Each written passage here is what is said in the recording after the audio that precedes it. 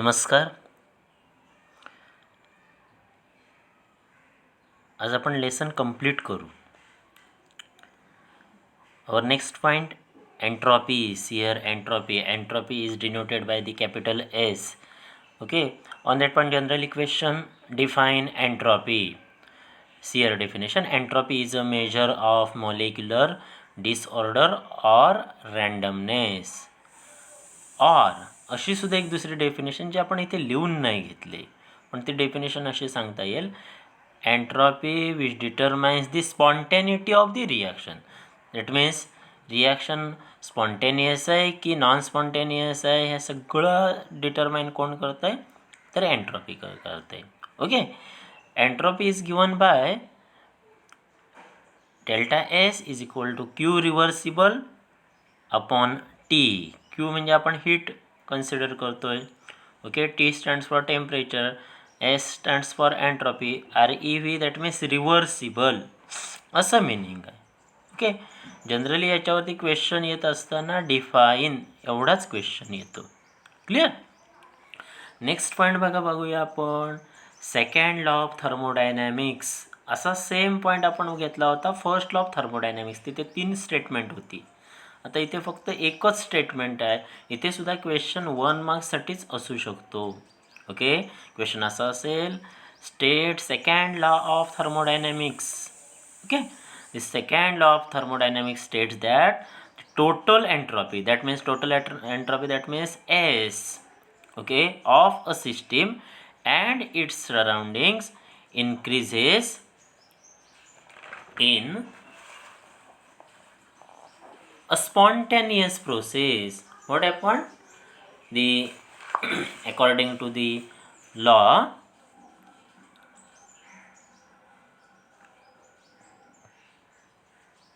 according to the law, the total entropy of a system and its surrounding increases in a spontaneous process. Spontaneous, that means reversible process. Irreversible process. Reversible process आपण last time discuss केली होती. Irreversible म्हणजे one way डिरेक्शनने आपण consider करतोय. Clear. हे statement तुम्हाला 1 मार्क्ससाठी विचारू शकतात. तुमचं नेक्स्ट पॉईंट दिसतोय relation between delta G and delta S total. S stands for entropy. Total म्हणजे टोटल एंट्रॉपी. आता आपण जस्ट म्हणत होतो ना टोटल एंट्रॉपी काय, म्हणजे जसं लास्ट टाइम आपण बघितलं होतं, universe is equal to what, system plus surrounding असं म्हटलं होतं की नाही, सिस्टीम प्लस सराउंडिंग. ओके, तसंच आता delta S total, total entropy काय कन्सिडर केली जाईल, डेल्टा एस सिस्टीम SYS शॉर्टमध्ये लिहितो आहे plus delta S surrounding. Okay, total entropy. Okay, इथे क्वेश्चन तुम्हाला रिलेशन बघा काय दिलं आहे, relation between delta G and delta S total. Generally या रिलेशनवरती आजपर्यंत कधी क्वेश्चन विचारला नाही, फक्त जस्ट आपण डिस्कस करतोय.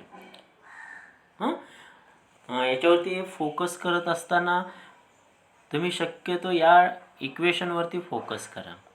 Delta G is given by, G stands for Gibbs energy, delta that means change in Gibbs energy is given by delta H minus T delta S.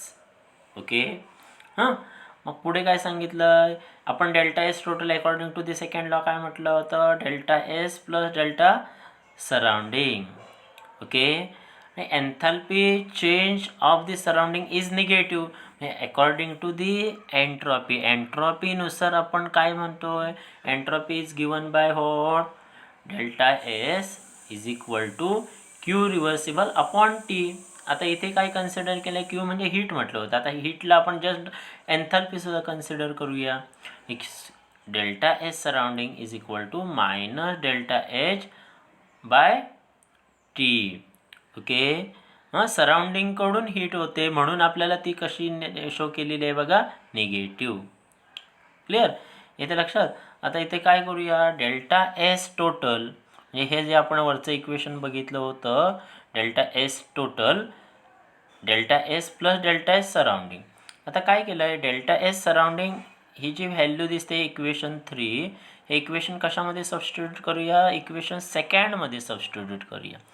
Okay, आता सेकंडमध्ये सबस्टिट्यूट केलं तर काय भेटेल बघा, delta S total is equal to delta S system plus surrounding असं आहे ना. पण आता ही व्हॅल्यू जी दिसते आपल्याला ही निगेटिव्ह दिसते, ती मायनस प्लस काय होईल minus.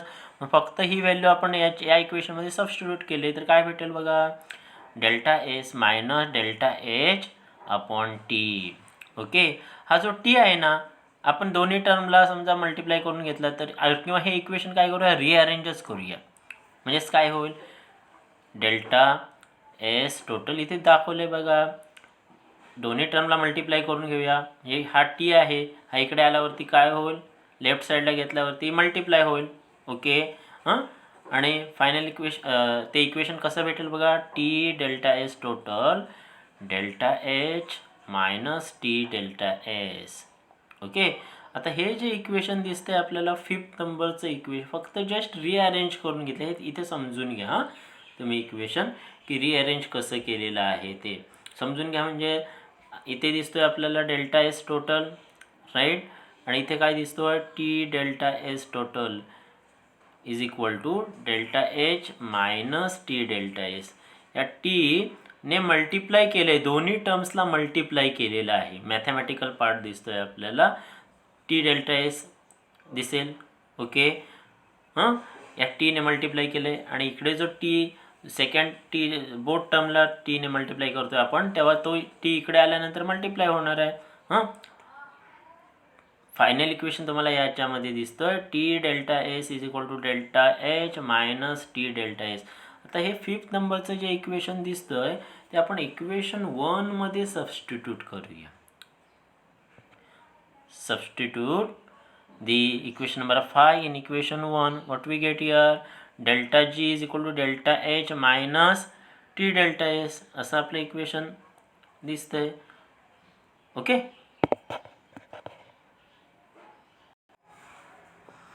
substituting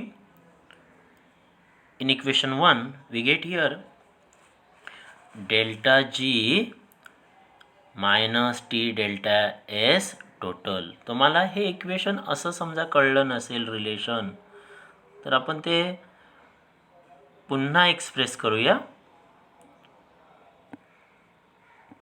here we know that delta g is equal to delta h minus t delta s.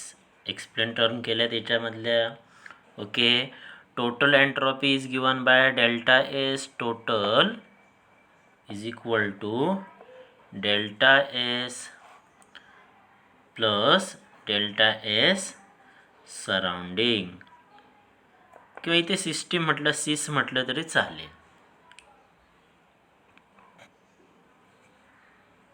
Okay, here entropy is given bye काय म्हटलं होतं आपण, delta S surrounding is equal to minus delta h upon t according to the definition of entropy. ती discuss केली होती की नाही आपण, वाटल्यास इथे लिहितोय समोर, delta S is equal to Q irreversible upon T. Equation same आहे, या डेफिनेशनवरूनच आपल्याला हे इक्वेशन डिटरमाइन केलेलं आहे. राईट, आता काय करायचं आहे आपल्याला, हे जे इक्वेशन दिसतं हे मी इरेज करून टाकतोय. हे जे इक्वेशन दिसतंय सबस्टिट्यूट अबाव इक्वेशन, म्हणजे हे इक्वेशन कशामध्ये सबस्टिट्यूट करूया, सेकंडमध्ये सबस्टिट्यूट करूया. हे इक्वेशन म्हणजे हे डेल्टा सराउंडिंगच्या जागी कुठली व्हॅल्यू हे सबस्टिट्यूट करूया. We get here delta S total is equal to delta S plus, इथे प्लस आहे, प्लस ब्रॅकेटमध्ये मायनस केलं तर साईन कुठलं येणार आहे, minus, delta H by T. हेच इक्वेशन आपण रिअरेंज केलं होतं. रिअरेंज केल्यानंतर काय भेटलं होतं, we get here T delta S total is equal to delta H minus T delta S. Okay, हे जे इक्वेशन दिसतं आपल्याला, ते इक्वेशन कुठे सबस्टिट्यूट करायचं होतं? फर्स्टमध्ये सबस्टिट्यूट करूया, याच्यामध्ये सबस्टिट्यूट करूया. तर काय भेटेल बघा, डेल्टा एस टोटल ही जी व्हॅल्यू दिसते ती इथे सबस्टिट्यूट करूया याच्यामध्ये. तर काय भेटेल? We get here delta G is equal to delta H minus, okay, ही टर्म जी दिसते ना, delta H minus T delta S. Okay, अशी टर्म मी थोडीशी स्प्लिट केले, गरज नाही आहे तशी स्प्लिट करण्याची. आता इथे काय होईल? Minus plus minus. आता इथे काय होईल? हे मायनस साईन गेलं, डेल्टा एच गेट कॅन्सल. फक्त राहिलं काय? Delta G is equal to what? Minus T delta S total. पुन्हा मी असं म्हणतोय की या इक्वेशनवरती जास्त फोकस करण्याची गरज नाही रिलेशनसाठी. ओके, अजून एक शेवटचं इक्वेशन बघून आपण आपला हा लेसन फिनिश होईल. थँक्यू.